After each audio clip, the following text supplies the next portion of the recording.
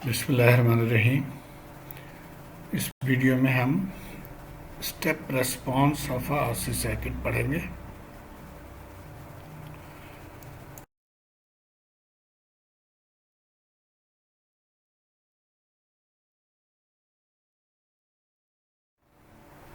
तो लेक्चर शुरू करने से पहले जो टाइम कॉन्सेप्ट है, ये मैं पहले भी बता चुका हूँ कई वीडियो में, एक दफ़ा दोबारा इसको दोहराते हैं। ये टाइम कॉन्सेप्ट क्या है? जब हम t इजिकल टू ज़ीरो कहते हैं, ये टाइम स्केल है, तो t इजिकल टू ज़ीरो का मतलब ये है कि ये यहाँ पे अब हम खड़े हैं, अभी यहाँ पे हम मौजूद हैं इस पॉइंट पे t इजिकल टू ज़ीरो पे। और t लेस देन ज़ीरो का मतलब है कि ये गुजर चुका है, माजी है। और t ग्रेटर देन ज़ीरो यानी अब से थोड़ी देर बाद, ये t ग्रेटर देन ज़ीरो है। और t इजिकल टू इन्फिनिटी का मतलब ये है कि अब से बहुत देर बाद। तो ये कॉन्सेप्ट हम अगले सवाल में इस्तेमाल यूज़ करेंगे। एक और भी चीज़ वो है कि स्टेप रेस्पॉन्स कहते किसको है। स्टेप रेस्पॉन्स का मतलब ये होता है कि आप कोई सिग्नल अचानक अप्लाई करते हैं। अब जैसे ये सर्किट है, RC सर्किट, यहाँ पे स्विच है, ये अभी डिसकनेक्टेड है स्विच, और यहाँ t इजिकल टू ज़ीरो लिखा हुआ है। इसका मतलब है कि t is equal to zero time पे इसको हम कनेक्ट कर देंगे। तो इस कैपेसिटर पे या कैपेसिटर को क्या नज़र आएगा कि इसके t इजिकल टू ज़ीरो से पहले कोई वोल्टेज नहीं है, लेकिन t इजिकल टू ज़ीरो के बाद अचानक कुछ वोल्टेज अप्लाई हो गया इसके क्रॉस। तो वो इस तरह से जैसे लगेगा कि t इजिकल टू ज़ीरो से पहले ज़ीरो वोल्टेज और ज़ीरो के बाद अचानक Vs वोल्टेज अप्लाई हो गया। तो ये अगर आप देखें तो ये स्टेप की तरह है, ये स्टेप्स हैं।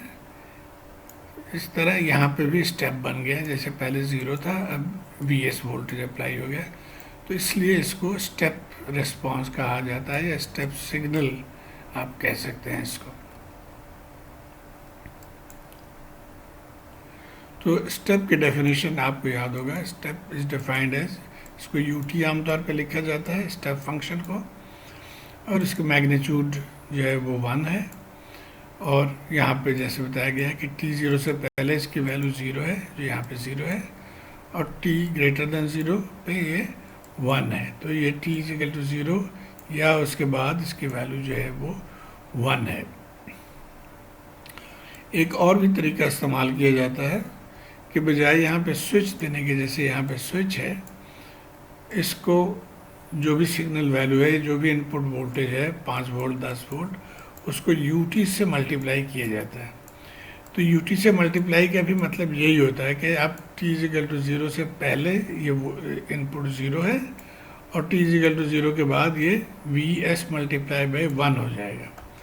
तो ये दोनों इंटरचेंजेबली यूज़ होते हैं, या तो इसको इस्तेमाल किया जाता है या इसको इस्तेमाल किया जाता है। मतलब यही है कि हम अचानक सिग्नल अप्लाई कर रहे हैं।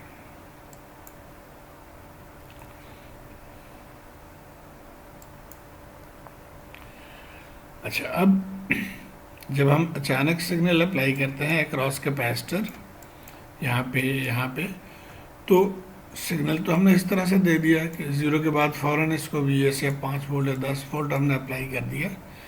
लेकिन कैपेसिटर जो है उसमें चार्जिंग टाइम चाहिए उसको, तो वो सडनली नहीं होता।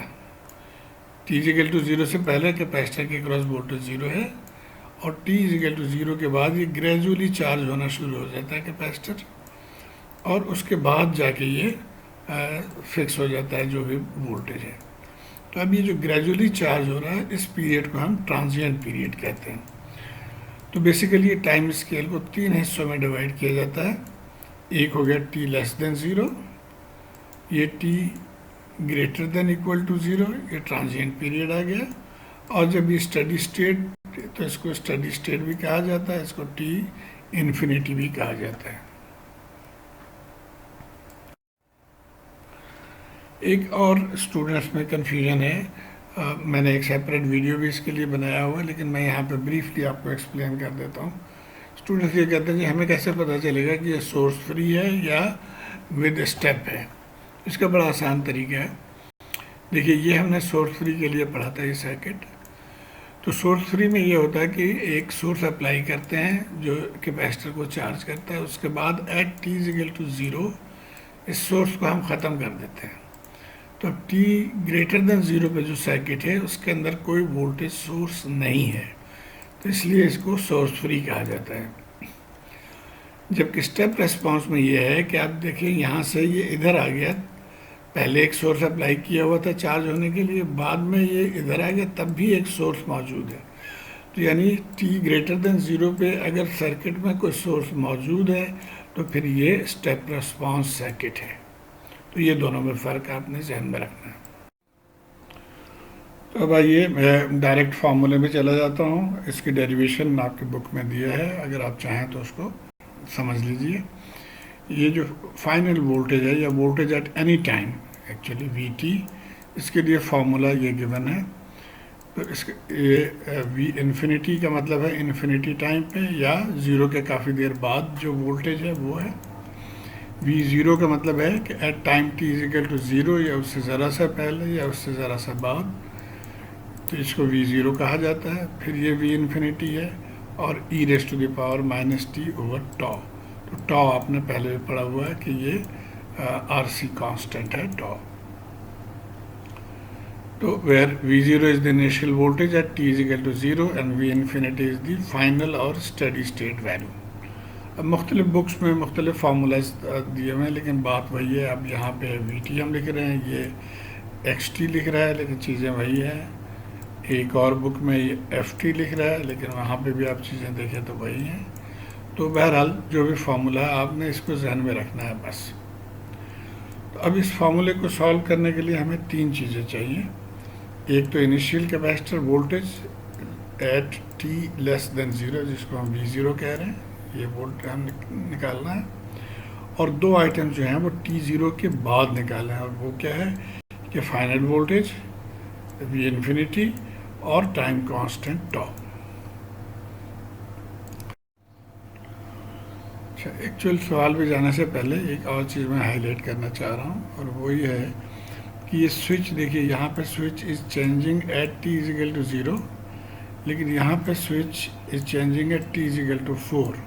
तो इसमें फार्मूले में क्या फ़र्क पड़ेगा वो आप देखिए। फार्मूला ये तो वही है उसी तरह, e raise to the power minus t over tau. इस वाले फार्मूले में ये फ़र्क पड़ेगा कि टी के जगह पे हम टी माइनस टी ज़ीरो या टी माइनस 4 लिखेंगे। यहाँ पे जैसे 4 है तो ये टी माइनस 4 हो जाएगा। तो ये फ़र्क है, इसको आपने ध्यान में रखना है। अब आइए हम सवाल की तरफ चलते हैं। The switch in figure has been in position A for a long time. तो ये इस पोजीशन पे है। लॉन्ग टाइम का मतलब ये है कि कैपेसिटर फुल्ली चार्ज हो चुका है। At T is equal to zero the switch moves to position B. तो t is equal to zero पे हम इसको इधर लेके आ जाते हैं बी की तरफ, और हमने डिटर्मिन वी टी करना है for all time T greater than zero. तो हमने ये देखा था कि हमें ये तीन चीज़ें मालूम करनी है। टी लेस देन ज़ीरो पे हमने वी ज़ीरो वोल्टेज मालूम करना है, जो कि अक्रॉस द कैपेसिटर है, या initial voltage in the capacitor. तो आइए हम पहले उसको करते हैं। तो ये हम सर्किट को हमने दोबारा ड्रॉ कर लिया for T less than zero. ये हमारा टोटल सर्किट है। अब यहाँ पे ये वोल्टेज सोर्स है और कैपेसिटर डायरेक्टली इसके क्रॉस है, तो इसका मतलब ये है कि कैपेसिटर को ये 24 वोल्ट पे ही इसने चार्ज करना है। तो अब जो टी इजिकल टू ज़ीरो पे जो वोल्टेज है, जिसको हम वी ज़ीरो कहते हैं, वो 24 वोल्ट है। तो वी ज़ीरो इज़ 24 वोल्ट। तो ये एक चीज़ हमने इस्टेब्लिश कर लिया पहला।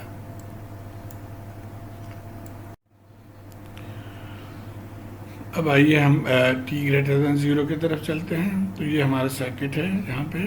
अब इसको हम रीड्रॉ कर लेंगे। ये टी ग्रेटर देन ज़ीरो के लिए ये स्विच जो है बी पे आ गया। तो अब हमारा ये सर्किट बन गया। अब यहाँ से दो चीज़ें मालूम करनी है। सबसे पहले तो हम वी इन्फिनिटी मालूम करेंगे। तो ये कैपेसिटर पहले 24 वोल्ट पर चार्ज हो गया था। अब जब यहाँ पे आया तो उससे बड़ा सोर्स इसको मिल गया, तो ज़ाहिर है इसने बड़े सोर्स के मुताबिक चार्ज होना है। तो अब ये 30 वोल्ट पे चार्ज हो जाएगा। तो ये हमारा V इन्फिनिटी जो है वो 30 वोल्ट हमने निकाल लिया। अब हमने टॉ मालूम करना है। टॉ इज़ R इक्विवेलेंट C, तो इसके लिए हमें R इक्विवेलेंट चाहिए, और R इक्विवेलेंट के लिए आपने ध्यान में रखना है it is calculated same way as R Thevenin.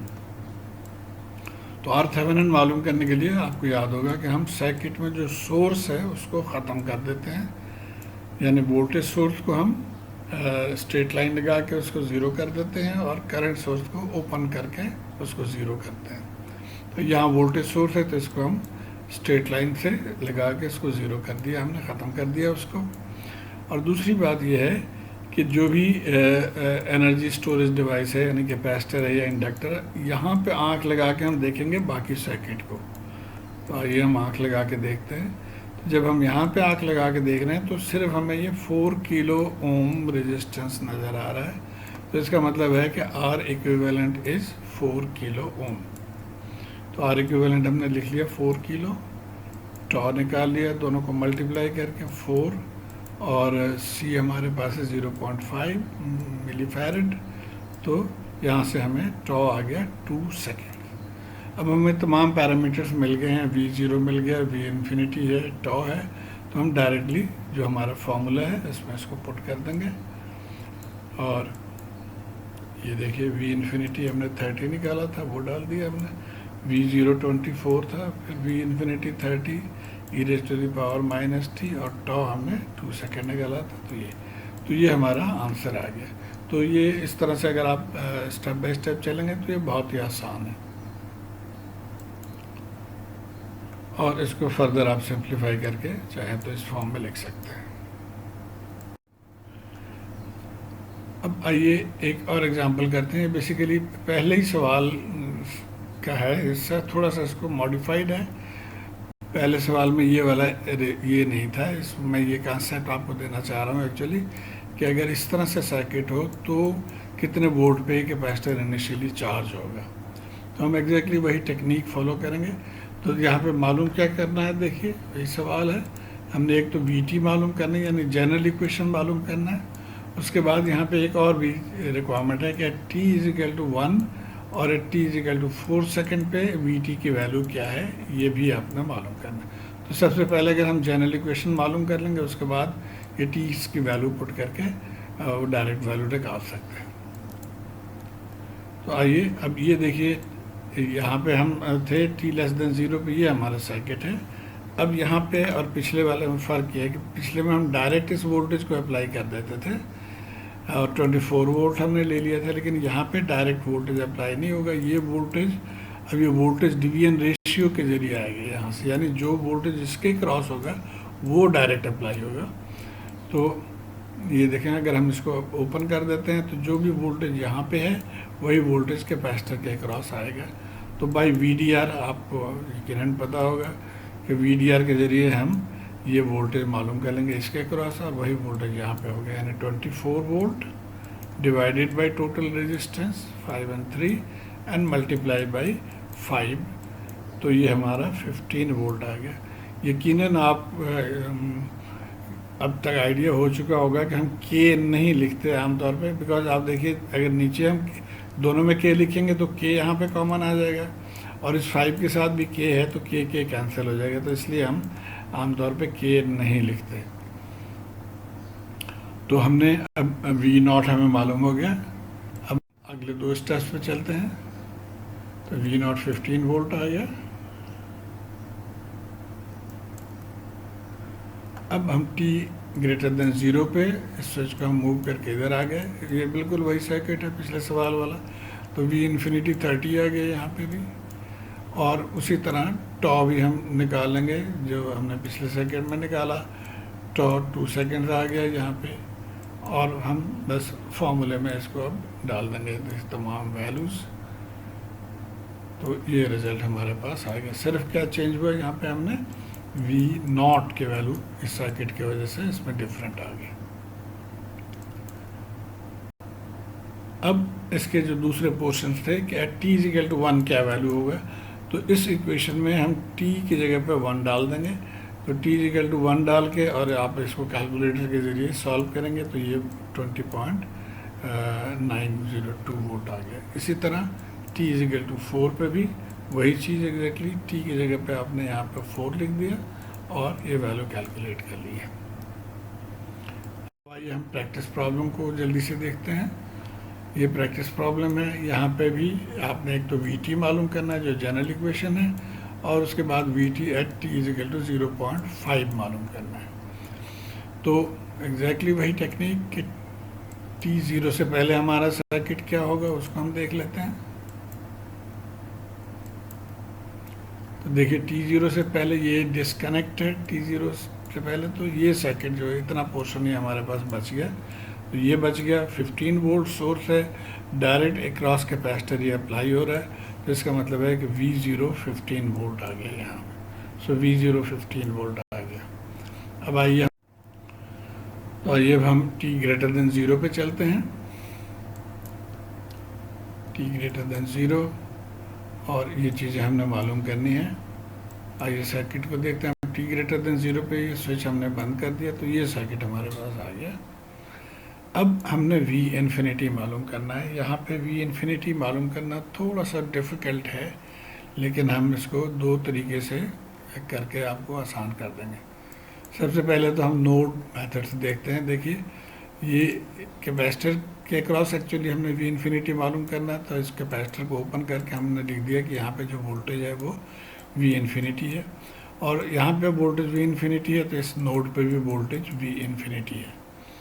तो बाई नोड वोल्टेज मेथड यहाँ से हम चलते हैं। हम फर्ज करते हैं 0 है तो 0 माइनस V इन्फिनिटी, सो 0 माइनस V इन्फिनिटी, और ये सोर्स चूँकि उसी डायरेक्शन में ही करंट को सेंड कर रहा है तो इसलिए हम इसको प्लस लिखेंगे। तो प्लस 15 और डिवाइडेड बाई जो उस रास्ते में रेजिस्टेंस है 2, तो 2 से डिवाइड कर देंगे। तो ये करंट एंटरिंग का हो गया। अब इसी तरह इसको हम करंट लीविंग ले लेते हैं, बिकॉज ये करंट डायरेक्शन इसकी वजह से इस तरफ है। तो current entering is equal to current leaving. Leaving क्या से हो गया कि V इन्फिनिटी माइनस 0, और ये चूँकि सेम डायरेक्शन में है तो ये प्लस 7.5। तो V इन्फिनिटी माइनस 0 हमने नहीं लिखा, प्लस 7.5 लिख लिया, और डिवाइडेड बाई ये रेजिस्टेंस, और इसको आप सॉल्व कर लेंगे तो V इन्फिनिटी 9.375 आ जाएगा। जिन लोगों को इसमें डिफ़िकल्टी है उनके लिए मैंने यहाँ अलग एक लूप मेथड से भी कर दिया कि अगर आप ये KVL लेते हैं, यहाँ से यूँ चलते हैं यूँ, तो आप देखिए -15 आ गया, 2i 6i, और ये -7.5, तो यहाँ से हमने i निकाल लिया। उसके बाद हम सिर्फ इस लूप को अगर लें तो -15 2i प्लस V इन्फिनिटी, आप चाहे तो इस लूप को ले लें या इस लूप को ले लें, जो मर्जी, मैंने ये लिया है। तो -15 2i V इन्फिनिटी, और इसमें i की वैल्यू पुट करके V इन्फिनिटी कैलकुलेट करेंगे तो तब भी यही 9.375 वोल्ट आ जाए। तो ये अभी हमें V इन्फिनिटी हमें मिल गया। अब हमने यहाँ पे R इक्विवेलेंट मालूम करना है फॉर टॉ। तो R इक्विवेलेंट के लिए जैसे मैंने बताया था कि सर्किट को आप बिल्कुल ट्रीट करेंगे जिस तरह से R थेवेनिन मालूम करते हैं। तो अब ये हमारा सर्किट t ग्रेटर देन 0 पे है। वोल्टेज सोर्सेस को हम 0 कर देंगे, इनको हमने 0 कर दिया, तो ये हमें अब सर्किट नज़र आ रहा है। अब अगर आप यहाँ से देखेंगे इसको तो ये देखें कि ये एक पैरेलल पाथ है और ये एक पैरेलल पाथ है, दो पैरेलल। तो इसका मतलब है कि R इक्विवेलेंट जो है R थेवेनिन इज 2 पैरेलल 6, जो कि 3/2 है। तो यहाँ से टॉ निकाल लेंगे आप इस फार्मूले में डाल के, तो 1/2 सेकेंड आ गया। और बिल्कुल आप उसी फार्मूले में जो है इनके वैल्यूज़ डाल दें। V इन्फिनिटी डाल दिया हमने, V0 की वैल्यू डाल दिया, तो ये हमारा फाइनल जनरल इक्वेशन आ गया। अब उसने ये कहा था कि एट t इजिकल टू 0.5 भी आपने वैल्यू मालूम करना है, तो t 0.5 डाल देंगे इस इक्वेशन में और सॉल्व करेंगे तो ये 7.63 वोल्ट आ जाएगा। तो उम्मीद है आपको इस बात समझ में आ गई होगी कि किस तरह से इस तरह के सर्किट को सॉल्व करते हैं। शुक्रिया।